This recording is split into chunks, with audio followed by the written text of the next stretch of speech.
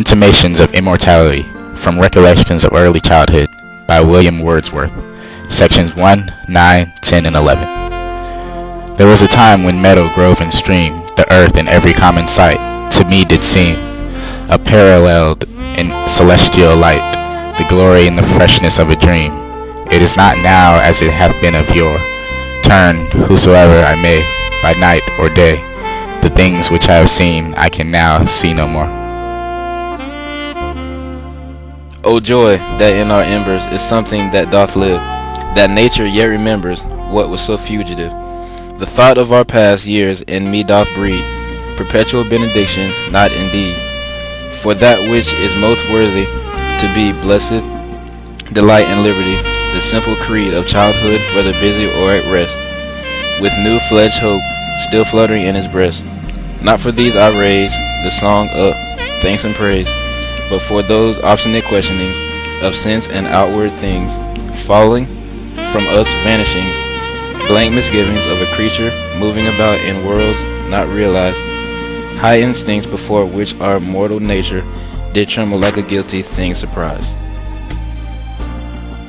But for those first affections, those shadowy recollections, which be they what they may, are yet the fountain light of all our day, are yet a master light of all our seeing, uphold us, cherish, and have power to make our noisy years seem moments in the being of the eternal silence, truths that wake to perish never, which neither listlessness nor mad endeavor, nor man nor boy, nor all that is at enmity with joy, can utterly abolish or destroy.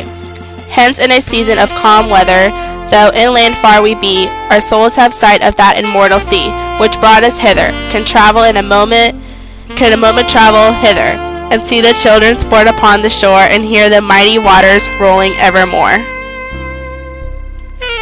Then sing, ye birds, sing, sing a joyous song, and let the young lambs bound as to the tabor's sound.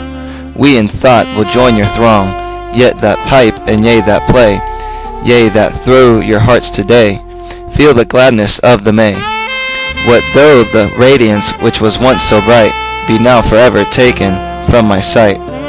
Though nothing can bring back the hour of splendor in the grass, of glory in the flower, we will grieve not, rather find strength in what remains behind, in the primal sympathy which having been must ever be, in the soothing thoughts that spring out of human suffering, in the faith that looks through death, in years that bring the philosophic mind.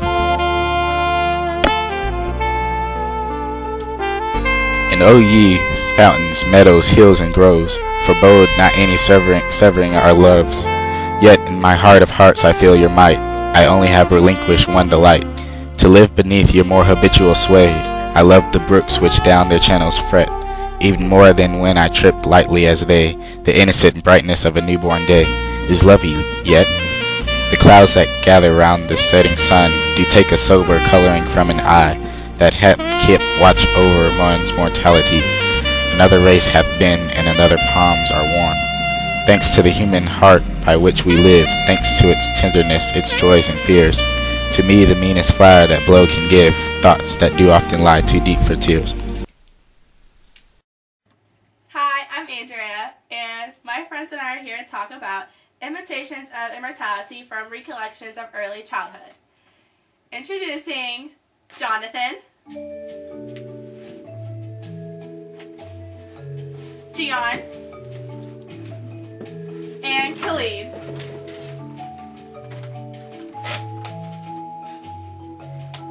So, how about Wordsworth? What do you think about it? Well, in Imitations of an Immortality from Recollections of an Early Childhood, I believe Wordsworth tries to relate to his childhood memories and incorporate it with nature, and like being his safe haven and wanting to get away from all of his worries and troubles.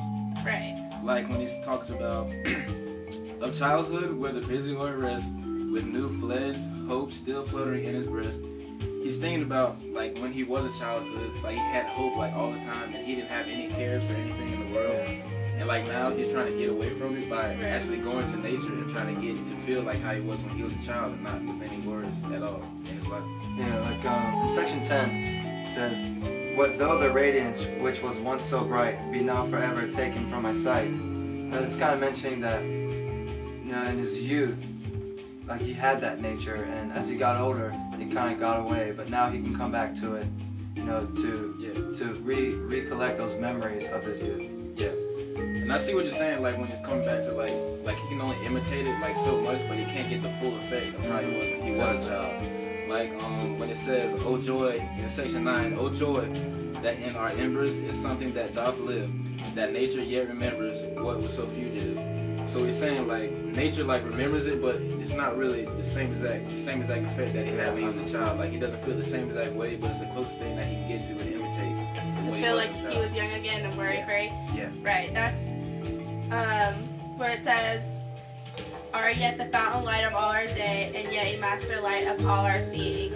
And it's basically saying that the master light of all his seeing is the nature, and how that's like his light to happiness and to being worry-free, and how that's the one thing he can always come back and rely on to make to be worry-free and take away all his stress and troubles.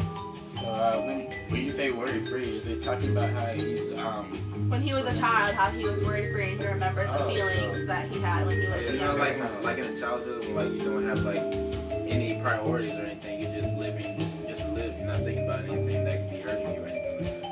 Oh, okay. So that kind of almost confused me. I like the way you put it, because in section 11 it says, "Thanks to the human heart by which we live, thanks to the tenderness, its joys and fears, to me the meanest flower that blows can give thoughts that do often lie too deep for tears." And I was always thinking that he was always looking back at the sad parts and how he went to natures. But the way you said it, I kind of changed to where I think he saw nature as like a safe haven where he could go to, where it's making him remember how he used to feel joyous. And It could almost be like he was happy that he actually had to go through those sufferings, so he could, because he always knew that he could always had nature to rely back on.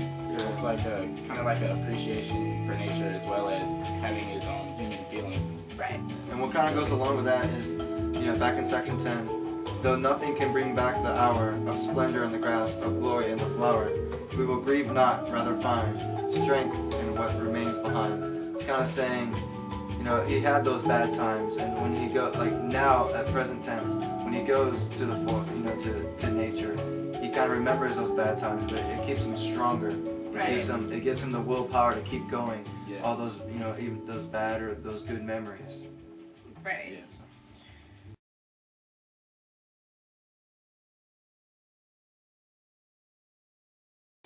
Like, it'll always be there, so nothing can Hey take away Brian, that. I'm glad you took some time to come see me tonight.